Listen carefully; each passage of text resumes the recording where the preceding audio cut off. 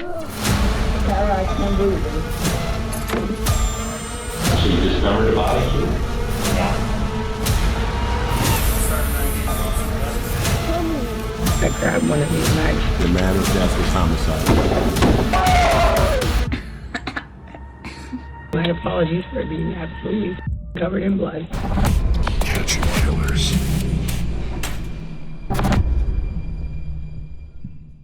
Here are 4 cases of evil girlfriends getting arrested, starting with the disturbing case of Sarah Boone. I have not touched him. How would you get those injuries? Tell me and we'll both know. Why is he pushing on it as if he can't get out? We were informed of some injuries that he has by the doctor. When George Torres suffocates inside of a suitcase, Orange County, Florida police quickly bring his 45-year-old girlfriend Sarah Boone in for questioning. But her explanation for how her partner ended up this way will lead to more questions than answers. What about the scratches? Because there's also sex? Yes. Okay, because there's also like a scratch on like the back of his neck, like kind of like going, but it's like going straight across.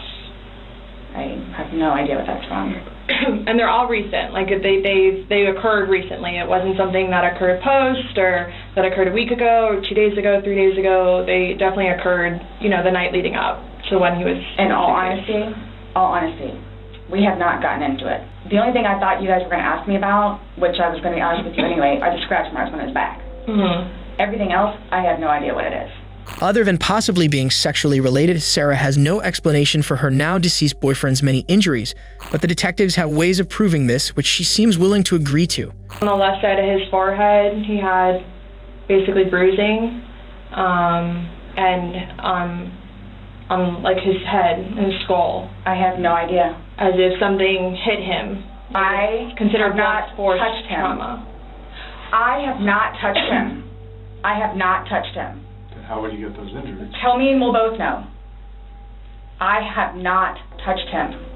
Yesterday, when we took photographs of your overall body, and they did the buccal swabs, did they go under your fingernails? No. Okay. Are you willing to let us Absolutely. swab underneath your fingernails? Go for it. Sarah eagerly consents to additional searches of her person, but if the scratches on George's body came from her, traces of his DNA will be found under her fingernails. While she claims all was well in the relationship, it will become obvious to detectives that theirs is a mutually abusive one. I have no idea, and I don't want to seem out of sorts, but I have no idea.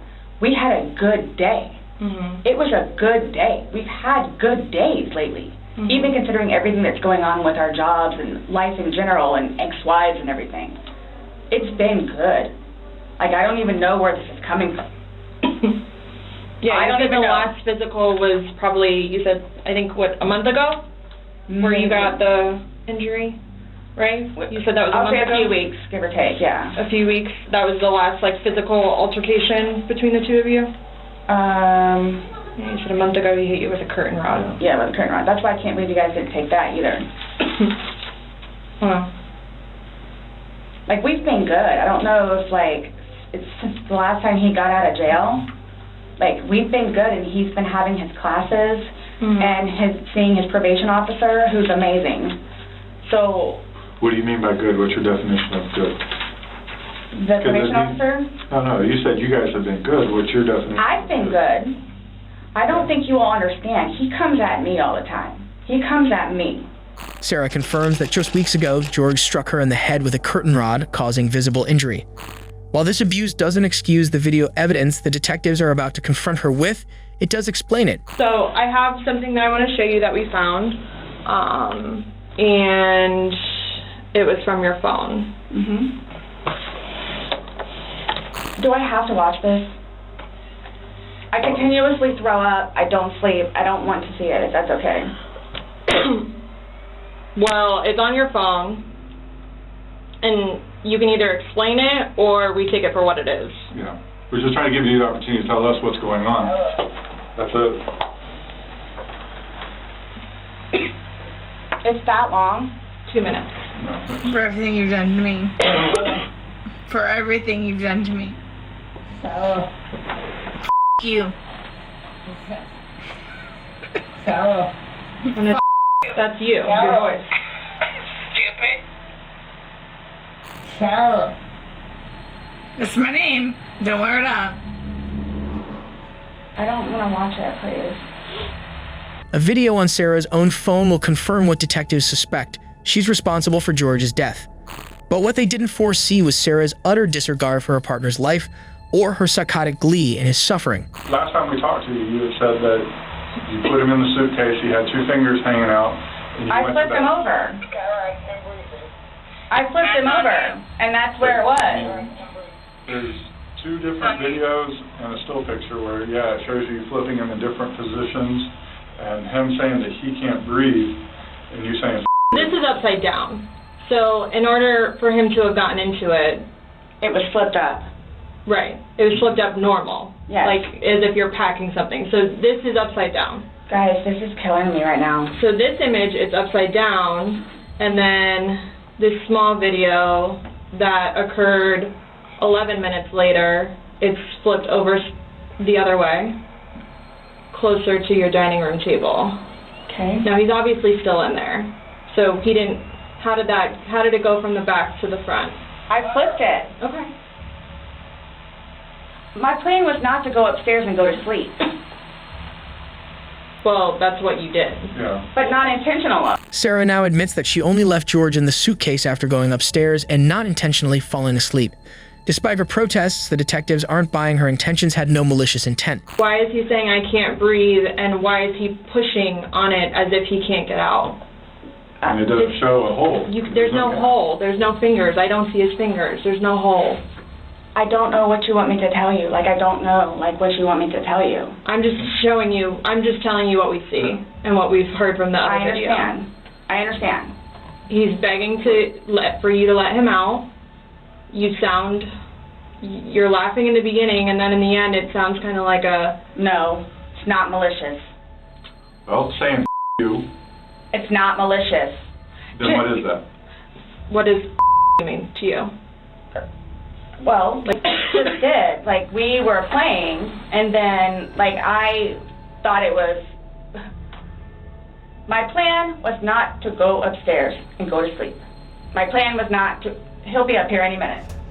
But you willingly went upstairs and went to sleep. No one forced you to go upstairs and get My ready plan for wasn't bed. also to leave him in the suitcase. So why didn't you take him out? Because I went upstairs, and then I fell asleep. But why didn't you consciously think, he's asking to come out, he can't I didn't do it breathe. intentionally. What do you think is going to happen if you leave somebody in a confined space like that? Well, I thought by not zipping it up all the way, it would be okay. My plan was not to leave him in the And what was suitcase. your plan? Waiting for him to come upstairs. And then when he did it? I fell asleep. You said you were up there 30 minutes. After 30 minutes, somebody not coming up. Knowing that the last time you saw him was in the suitcase, 30 minutes later, you're like, maybe I should go check on him? Maybe I shouldn't? No. Sarah claims that after playing this strange game, she simply expected George to get himself out of the suitcase while she passed out upstairs. Even if there was no ill will, her actions show a dramatic disregard for his safety and well-being. I thought it was, like, I thought he was okay. Like, I didn't, He's telling you he's not. He's telling you, Sarah, I can't breathe. He's saying your name and you're like, that's my name, don't wear it out. Guys, that's how we are with each other. Like, nobody understands our relationship. The whole suitcase thing never happened before. Turn around, face the wall, put your hands behind your back. Do you have anything in your pockets that I should know about? No. Okay. Why is this happening? Because George is dead. Not intentionally. We understand that. He's still dead. Sarah is alleged to have left George Torres in the suitcase to die during a drunken game of hide-seek as revenge for his physical abuse. Despite her insistence that it wasn't intentional, she's facing a charge of second-degree murder and 16 years in prison if convicted. As cruel as Sarah is, she pales in comparison to the psychopathic killer of our next case. Picked up the towel and dropped it because I don't know what the f*** it is, man. That's been gone. How did you dismember his body then? Nice. Knives? On February 23, 2022, Police are called to a home in Green Bay, Wisconsin, where a woman has made an unthinkably gruesome discovery in the basement. Picked up the towel and dropped it because I don't know what the f it is, man. I had bad vision. And she's like, is that what I think? I don't know. What the fuck is it? Do you want to stay with those two? I'll just go see it. Yeah. Where's it at? Right there. Look right, there's a bucket with a towel on it. The woman tells officers the decapitated head of her 24-year-old son, Shad Therian, is in a bucket at the bottom of the basement stairs. While her shocked husband can't confirm what he's seen, it's the officer's grim duty to investigate further. Let's just... Okay. Hold on.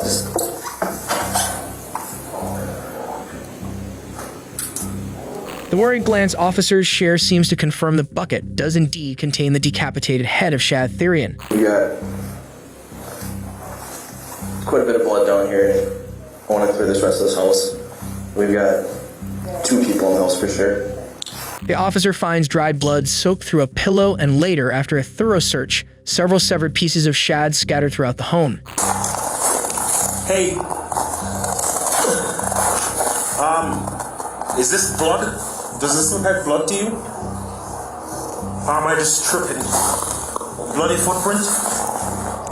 After speaking with the victim's mother, police learned that Shad was last seen with his 25-year-old girlfriend, Taylor Schabusiness. But as officers arrive at her apartment to make an arrest, they'll find a trail of evidence literally leading to her door. Hi, Taylor. How's it going? Officer Russell with the Green Bay Police Department. Just make sure you ain't got nothing on you here. With Taylor. Taylor, you have one more for your arrest. Just put your hands behind your back, quick. Anybody else in your apartment? You got blood on your hands here, too. Not only do officers find bloody footprints outside Taylor's apartment, they find blood on her hands as well. While she goes without incident, her interrogation will be a different story. Well, a few hours ago, police were dispatched to an address on Stony Brook to parents' house of Shad Therian. Do you know Shad? And how do you know Shad? He's my ex. Your ex-boyfriend? Yeah. Okay. Well, they found a kind of disturbing stuff at the house there. Oh, really? Yeah. Yeah. A lot of blood. Basically Shad's head. Yeah. When Taylor hears the news of Shad's head being found in a bucket, she responds with almost no emotion whatsoever. But we're only beginning to see just how cold and heartless Taylor can be, or the depths of depravity her acts are capable of reaching. Where's the rest of his body? It's there. It's at his house. It is in the house? It's at his house. Okay. Can you tell me what happened? It's a good question, because I blacked out during that time. I don't know. Were you two being intimate, having sex? It was getting there. It was getting there, okay. So will this be considered foreplay? Yeah.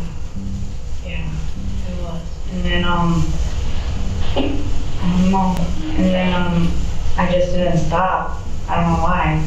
I didn't stop. You guys done something like this in the past? Not like that. Do you use manual strangulation during sex at all? Is Shad like that?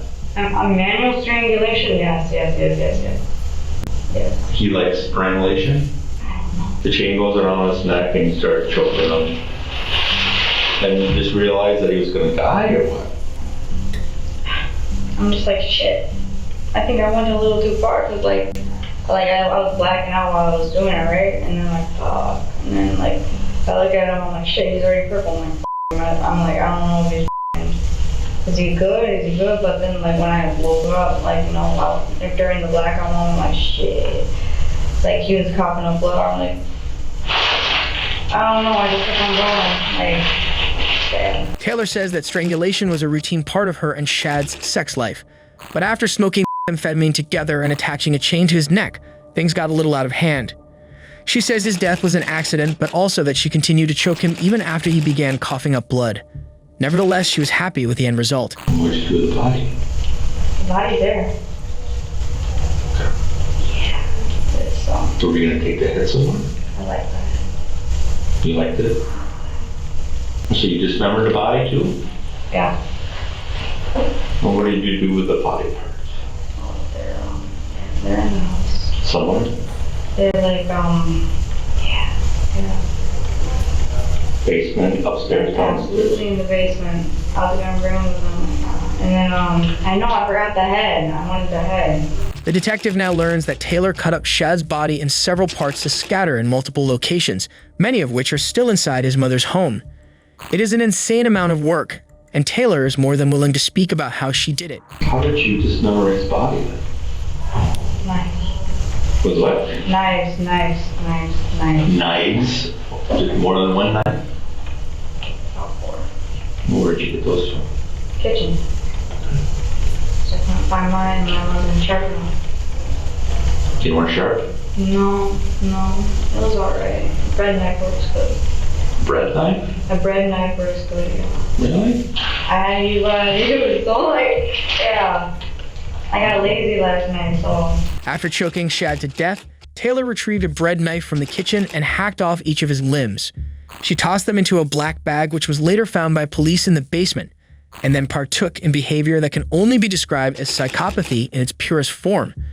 And while the disorder is characterized by a lack of empathy, it's clear that Taylor takes pleasure in the pain of others. You do anything particular with the head or the body?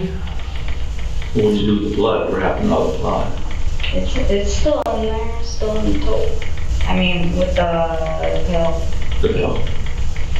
There's a shower in the basement. You go in the next side over and I just dumped it out into the drain. There's probably still blood there.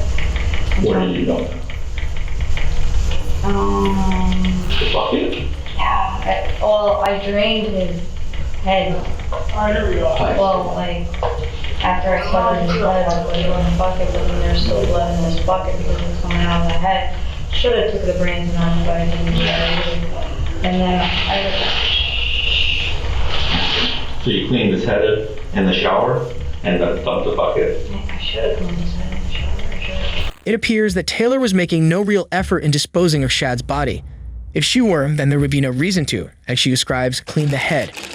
It would appear that Taylor is still in the depths of a psychotic break, and what she reveals next only confirms it. He thought that you guys were going to have kinky sex, right? Do you think that's what Chad was thinking, maybe? Yeah. What were you thinking? I was going to do the same thing. I was going in, and I did. And I went in. But then he was like, choke me. But he didn't really say it, so I'm like, he put it on his neck. I already know I'm going to choke him. And I did. So. All right, so before that, did you guys, was there any foreplay? We launched onto the bed. We went from the stairs to the bed. And then, yeah. Were clothes on or off? Yeah, now the. But before the chain went around his neck, were you and Chad like kissing or any foreplay or anything? No, we were chilling. We're home. It seems the fog on Taylor's psyche briefly lifts as she recognizes the true horror of her actions, or perhaps she's admitting just enough guilt to acquire leniency later on down the line. The tactic wouldn't work, as she was charged with first-degree murder, mutilating a corpse, and sexual assault. Taylor's remorseless behavior at trial wouldn't do her any favors with the jury, who found her guilty on all counts. She was sentenced to life in prison without the possibility of parole.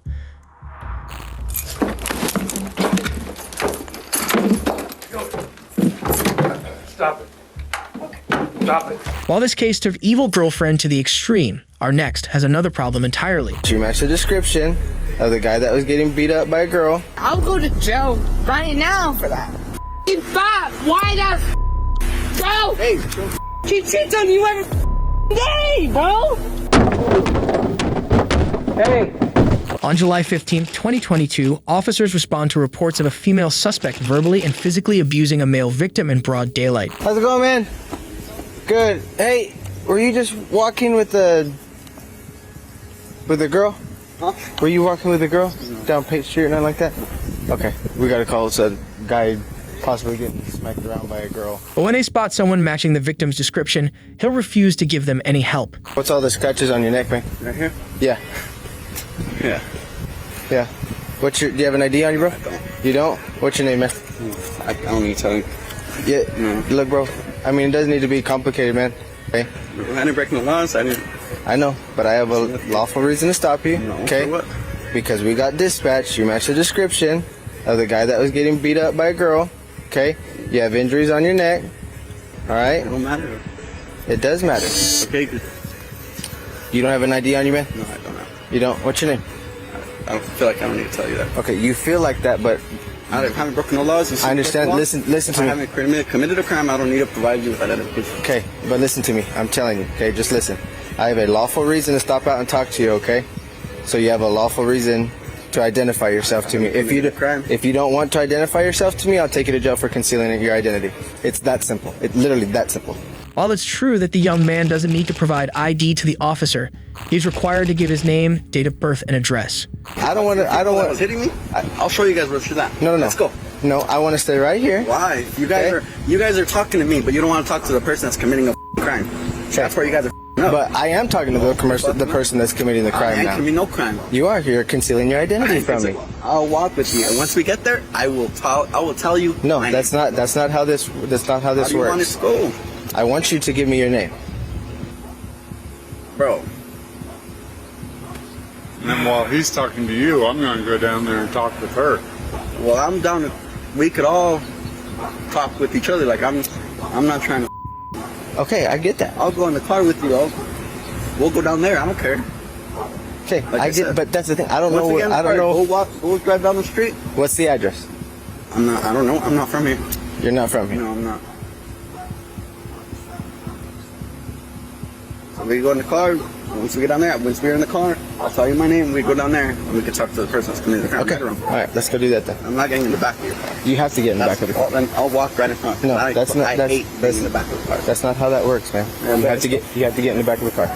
He'll continue to argue with officers over pretty much everything before leading them to his girlfriend, the suspect who allegedly attacked him. So what's your relationship with this guy?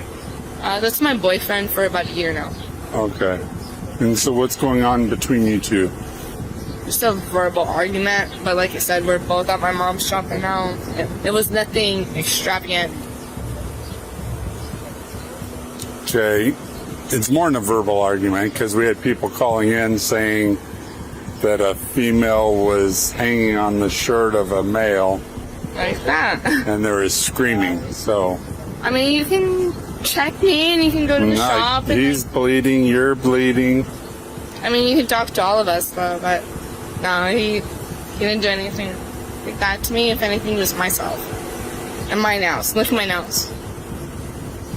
Okay, right what there. happened? I scratched myself. I do get pretty crazy myself. I put nothing on him.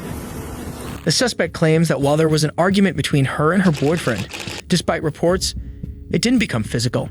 But when the officer confronts her with her own visible injuries, she claims they were self-inflicted and assures him that she knows her law enforcement dictionary. So I know in my law enforcement and my dictionary and stuff, you guys can't charge anything. In your what? Law enforcement? No, I'm saying my rights. Like I'm sitting here and telling you right now, like, I'm fine. He's fine. You have an address, you have my ID, I can give you my social security right now. I have no problem with that, sir.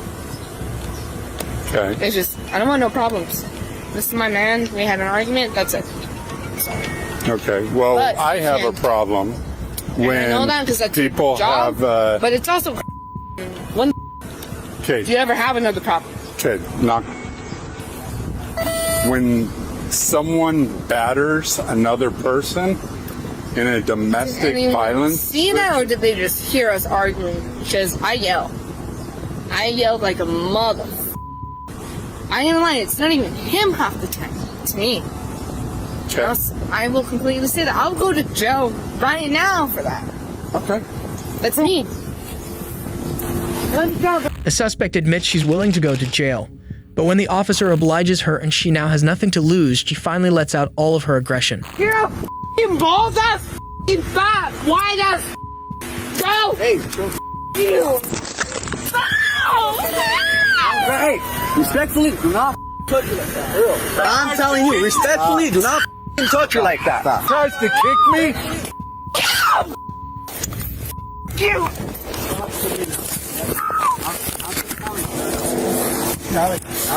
Touch my girl like that, bro. Yeah, she's fucking crazy. She just broke my glasses. Bro, chill the out, for real. Am I getting arrested? No. Listen.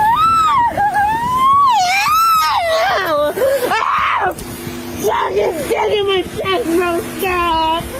I can't breathe. I can't breathe. Well, you can kick me, can't you? Bro, the out.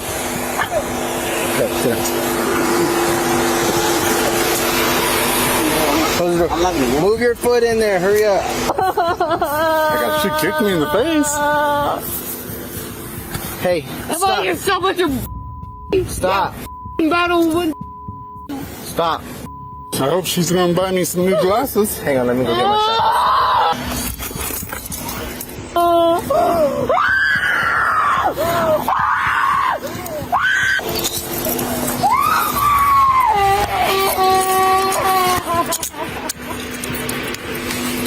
Just you know.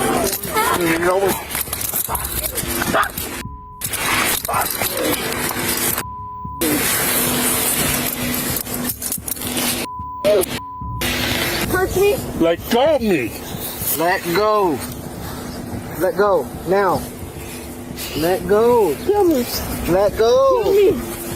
Kill me. Stop. Kill me. As the suspect continues to resist arrest, an officer retrieves leg shackles from his vehicle and cuffs her legs. Yet she continues to struggle, demanding that officers kill her, and when this fails, claims that her uncle is police. Stop. Kill me. Stop. Kill me. No. Stop. My uncle Ryan Rodriguez was a god mother. See what the happened? Stop. Dude, you ain't compared to him. Yeah, Jake's coming. Yeah, call him.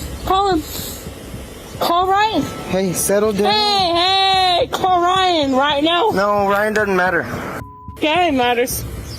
That's why you like calling him, right? Stop. Call him. No. Call him, mother. Call my Uncle Ryan. Be a. Okay. Call my Uncle Ryan. Stop. Call him. Settle down. I'm not calling Ryan. Can you pick up a woman by yourself? Okay. You handcuffed. Shut up. God, you. Hey, settle down. Can you pick up a woman by yourself? You have to have 4 cops pick me up. There's 2. Oh my God, but there ain't one, right? There's 2. You a like that. You a like that. Hey, settle down. I beat 4 by myself. And you can't. When her pleas to call Uncle Ryan also prove fruitless, the suspect tries out another tactic, belittling officers' marriages. Get me the. That's why one cop had you in handcuffs. 34 cops. Find out, you dirty. That's why your wife knows that you ain't out here doing justice. You're just out here dirty ass. Shut the up. You're like this. Stop. That's why he has no hair. That's why he's Hey, will you get your... Do you have a spit hood, Jake? What? A spit hood? Y'all can't even go home with the shit out of your wife. Your town suit all high mighty. Shut the up. She don't even love you.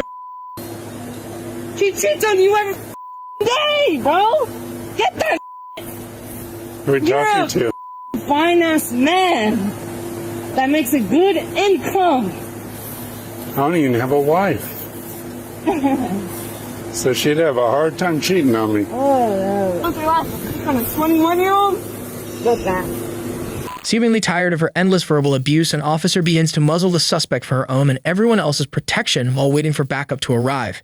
But before he does, he'll allow her one last request. One request. Yes, ma'am. Go tell my mom. Right the now I'm gonna go in jail. Okay. For him. No, I'm getting off the floor. Go tell her. Turn this way. Go tell her. Turn this way. Roll on your side. Go tell her. Roll on your side. Go tell her. Hey. Go tell my mom I'm going to jail. Okay, we will. No, this. Don't do it first. Stop. Mom, she's going to jail. Go tell her. Okay, come on. Alright, game with you, bro. Sit down. Sit down. So no one's gonna know I'm going to jail, huh? Sit down. Come on. She's got a good horse kick. Which side, Jake? This side or Bro. that side? Either side. Okay. Have a seat. Get your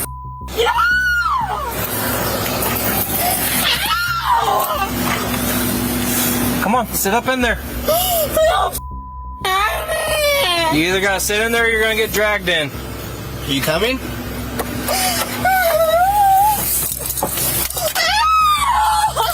No! So sit up. No, you bald. What? Okay. Your wife cheats on you 3 times a day, you dirty. I'm not married. No so. one wants to.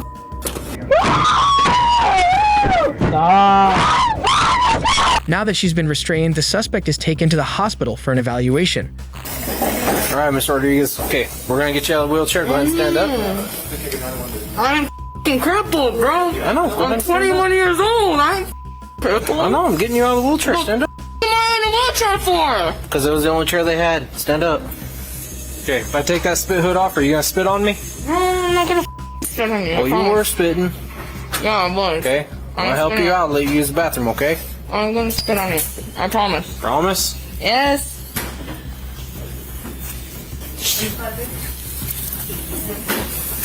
I really do promise I ain't gonna spit on you. I'm sorry. Bathroom's over here. Come over here. Yes, sir. I'm sorry. I don't smoke. Okay, so we're gonna be up here a while. Let's start an IV and draw some blood and then we'll get your medication. Alright, cool. Alright, bye. Have a seat. I'm saying you can.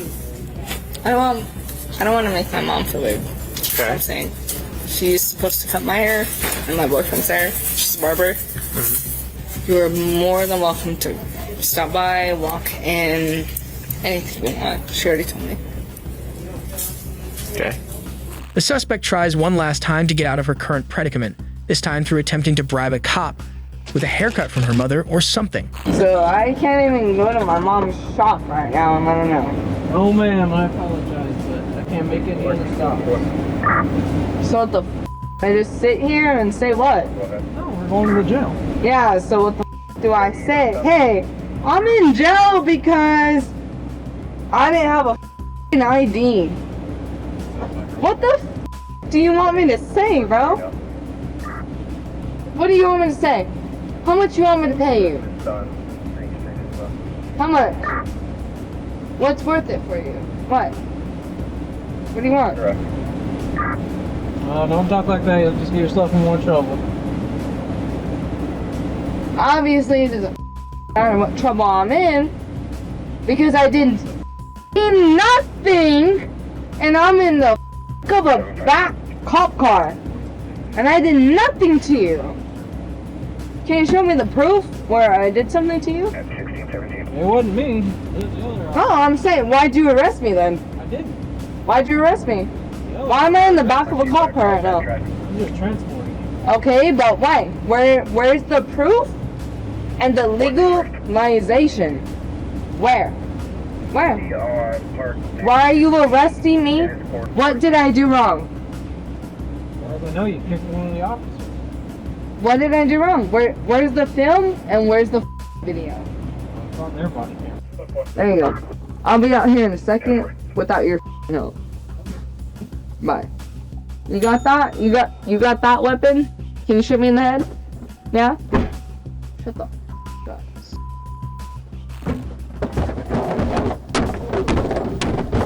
Hey! Knock it off! You gonna let me out or what? Cause I didn't do to you. I didn't do to you. So you can't get the out like a normal person. So I know drug dealer, I know junkie, y'all. The suspect was charged with criminal damage to property, assault and battery on a peace officer, resisting arrest, and domestic violence. While police often intervene before romance becomes deadly, some toxic couples are hellbent on being together until the bloody end. My apologies for being absolutely covered in blood. I grabbed one of these knives my mom got me for Christmas. Can I please have a hug? Am I allowed to do that in here? God, I can't feel my arm.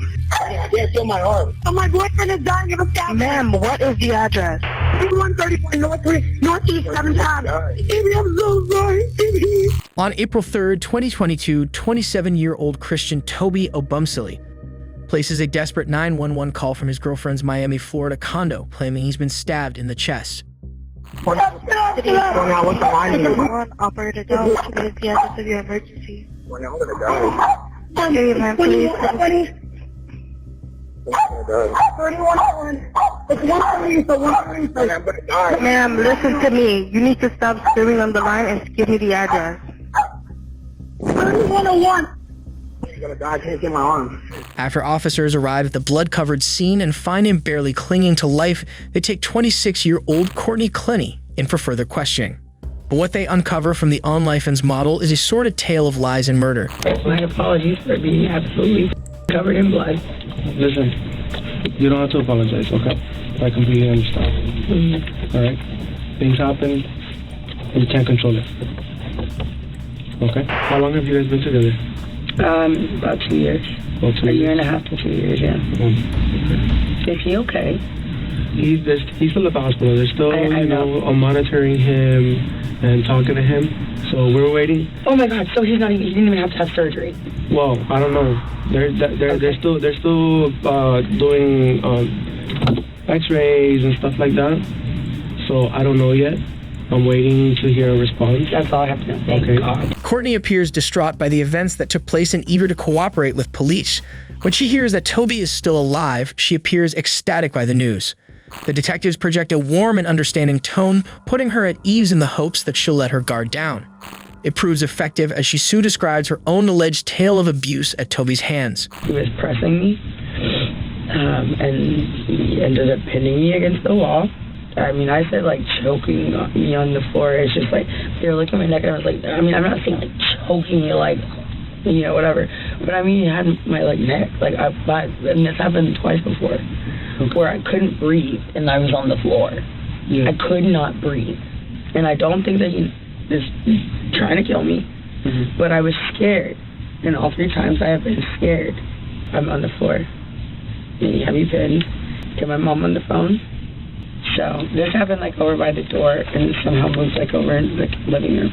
He was standing by the couch, kissing toward the kitchen, and I was in the kitchen. And then he just like, I could see like all the whites in his eyes, and he was like coming at me.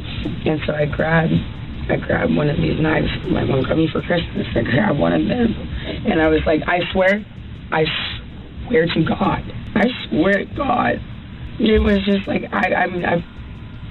you grab and be like, don't come anywhere closer to me. Because, I mean, earlier, I was having 2 other times I couldn't breathe. I'm sorry. I couldn't breathe. And it's very scary. And I just think, like, just like this kind of thing where I was saying, like, do you know if he's okay?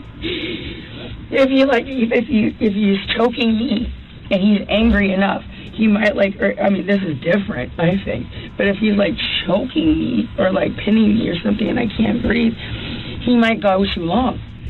So I grabbed my knife and I said, don't come anywhere closer to me. I had absolutely no intention of using it. I'm on the phone with my mom, and he's coming at me like he's going to grab either the phone or like the knife or something. And so I was just like, I was like, don't come any closer. It's coming at me, and I threw it. And I meant for it to go. How far away was he? Well, I was by my fridge, and he was like by the edge of one of the chairs of the sofa. Like 10 feet. Courtney claims Toby has been physically abusive, pinning her against the ground and choking her. And after a similarly intense argument, she threw a kitchen knife 10 feet at him in self-defense, resulting in his current life-threatening injuries.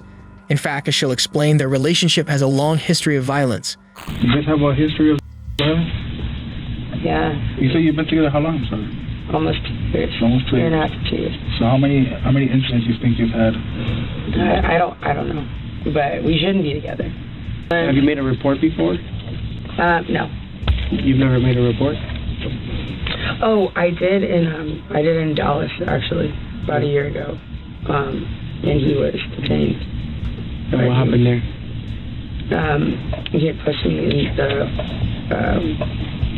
lobby, but it wasn't like a big deal. In fact, just 1 year prior, Courtney was arrested in Las Vegas for throwing a glass at Toby, an allegation she denied and he refused to press charges for. I like throwing something, or like... Did you throw something? Did I? Yeah. No. Did anybody throw anything? No. So why would you think that there is damage to the room to be made? Because I've done that before in our house, and I... What have you done? Thrown a glass and a plate. Did you throw a glass or a plate at him today? No. Okay. So if This is before. Okay, so when I go to the room and I see a broken glass on the floor, where did the glass come from? I don't know. I literally couldn't even remember how the fight started. Okay, well... Was there? Yeah. Maybe I did. Well, I'm guessing that I threw a glass, but that sounds like me. So. While this doesn't prove her guilt in any other case, it shows at the very least she's capable of violence. And just 1 day before the stabbing, police were called to the lobby of the Miami condo after yet another domestic disturbance. Okay. The front desk personnel, she informed us that Miss Courtney, her boyfriend, was trying to get into the elevator. And she had her hand out like this. And she was like, oh no, don't come inside the elevator. Okay. So we asked her, I said, do you want him to leave the property? She said no, she don't want him to. I did not say that, I said yes. Courtney's claim that she told Toby not to get on the elevator with her would not be backed up by the security footage.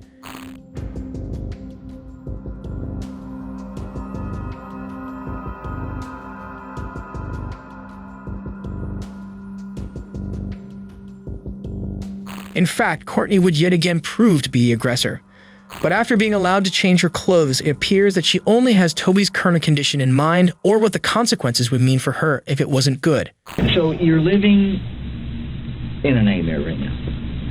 Yes. You know? I will feel so much better once they just say he's stable. Yeah. And I've been asking so much. That's what we're waiting for. Okay. I mean, I feel like at the end, I mean, if he's not, that's a lot worse for me. So they've asked for an update, and I asked them for an update as well, so they're checking to see what's going on. Because they're... I don't know what I'm going to do. I don't know what I will do with myself if he's not okay. No matter what... I mean, I clearly can't be together. No matter what happens, no matter where this falls, right, it's out of our control. So we have to inform you that Christian did not make it. Okay.